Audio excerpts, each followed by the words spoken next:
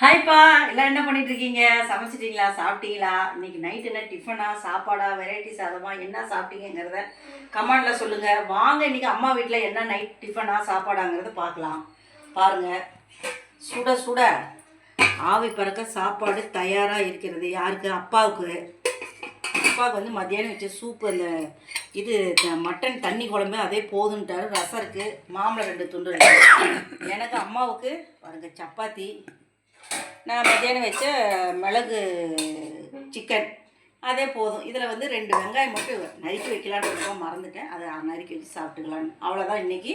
பாருங்க ரசம் பாருங்க, மத்தியானம் தக்காளி ரசம் அவ்வளோ வச்சு இந்த பாருங்க எல்லாம் காலி பண்ணிட்டாங்க. இன்னும் கொஞ்சம் தான் இருக்குது. நாளைக்கு ஃப்ரெஷ்ஷாக வைக்கும்போது உங்களுக்கு ரெசிபி போடுறேம்மா, தக்காளி ரசத்தோட ரெசிபி போடுறேன்.